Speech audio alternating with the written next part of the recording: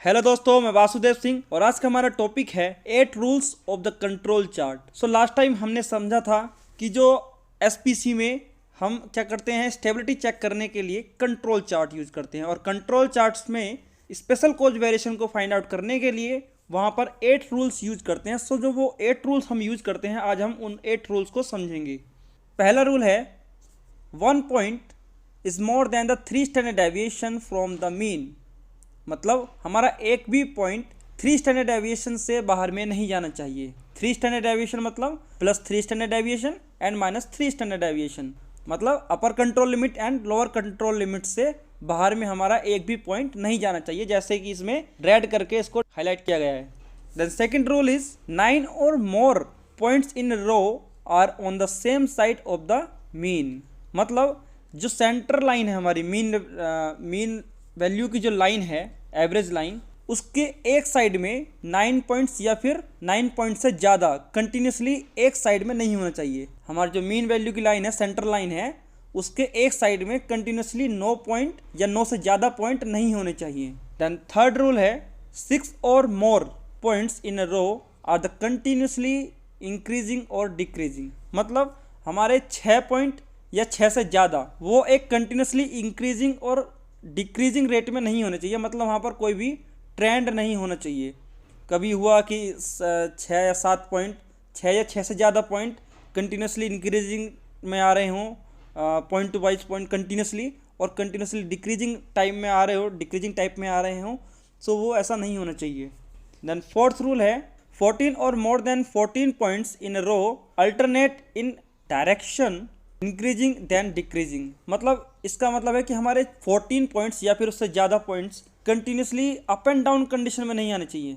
मतलब एक पॉइंट एकदम डाउन चला गया, देन सेकंड पॉइंट ऊपर आ गया, देन थर्ड पॉइंट फिर नीचे। सो अप एंड डाउन ऐसे इस तरीके से नहीं होना चाहिए। देन फिफ्थ रूल है 2 और 3 out of the 3 points in a row are more than 2 standard deviation from the mean in the same direction. मतलब अगर 3 पॉइंट्स एक साइड में हैं, ऊपर नीचे जो मीन लाइन है, सेंटर लाइन है, सो कुछ पॉइंट्स लोअर साइड में है, कुछ अपर साइड में। सपोज दैट कि 3 पॉइंट्स सेंटर लाइन के इस मीन लाइन के ऊपर में है कंटिन्यूसली, ठीक है, मीन लाइन के वन साइड में 3 पॉइंट कंटिन्यूसली है। सो उन 3 पॉइंट्स में वो तीनों के तीनों पॉइंट या फिर उन 3 में से 2 पॉइंट, ठीक है, सेंटर लाइन के सेम साइड में +- 2 स्टैंडर्ड डेविएशन से ज़्यादा में नहीं होने चाहिए। जैसे कि इसमें दिखाया गया है, ये दोनों जो रेड रिंग में हाईलाइट किए गए हैं, ये दोनों पॉइंट, ये क्या हुआ है, +2 स्टैंडर्ड डेविएशन से आगे हैं। ये पहली बात तो ये कि ये तीनों पॉइंट,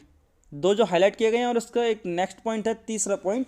सो ये तीनों पॉइंट क्या है, देखो, सेंटर लाइन से एक साइड में है, उसके बाद में इन तीनों में से 2 पॉइंट +2 स्टैंडर्ड डेविएशन से आगे हैं, तो ऐसा नहीं होना चाहिए। देन रूल नंबर 6, हेयर 4 और 5 points out of the 5 points in a row are more than the 1 standard deviation from the mean in the same side of the direction। मतलब यहाँ पर कि सेंटर लाइन के सेम साइड में अगर 5 points continuously आए हैं, तो उन 5 पॉइंट्स में से 4 पॉइंट्स या फिर वो 5 के 5 पॉइंट्स 1 स्टैंडर्ड डेविएशन से ज़्यादा में नहीं होने चाहिए। मतलब सपोज दैट जैसा कि इस ग्राफ में दिखाया गया है, कंटिन्यूसली अप एंड डाउन, मतलब एक नॉर्मल कंडीशन में पॉइंट्स आ रहे थे। सो कुछ पॉइंट्स अपर साइड में भी थे, कुछ पॉइंट्स लोअर साइड में भी थे। Suppose that continuously 5 points centre line के लोअर साइड में आ गए। हाउएवर यहाँ पर तो 4 पॉइंट्स दिखाए हैं केवल वन साइड में।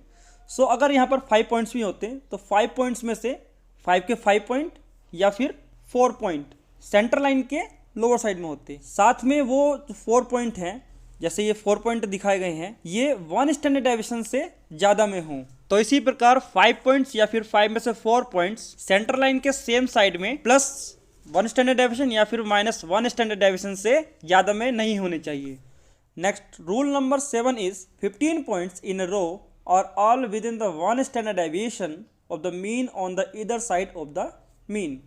मतलब जो हमारी सेंटर लाइन है, सेंटर लाइन के किसी भी साइड में 1 स्टैंडर्ड डेविएशन के अंदर में, मतलब +1 standard deviation and -1 standard deviation. So centre line के इधर साइड में, कोई सी भी साइड में 1 स्टैंडर्ड डेविएशन के अंदर में 15 पॉइंट्स कंटिन्यूसली नहीं होने चाहिए।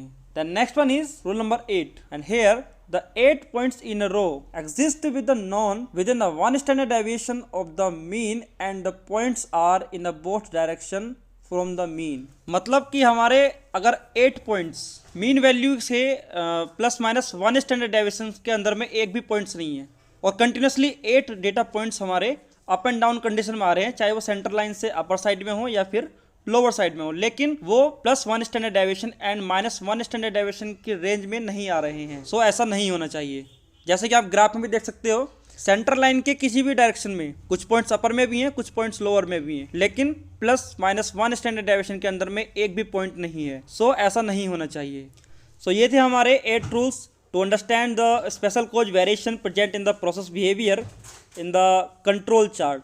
सो दोस्तों, अभी जो ऑटोमोबाइल इंडस्ट्रीज होती हैं और जो अदर इंडस्ट्रीज होती है, मैन्युफैक्चरिंग इंडस्ट्रीज, सो उसमें सभी रूल्स को कंसिडर नहीं किया जाता है, कुछ स्पेशल रूल्स को ही फॉलो करते हैं। जैसे कि फर्स्ट रूल में कि कोई भी हमारा data points out of control limit, upper control limit और लोअर कंट्रोल लिमिट, मतलब +-3 स्टैंडर्ड डेविएशन से बाहर में नहीं होना चाहिए। हमारे 6 पॉइंट्स और more then 6 points continuously increasing और डिक्रीजिंग रेट में नहीं होना चाहिए, दैट्स मीन ट्रेंडिंग नहीं होना चाहिए।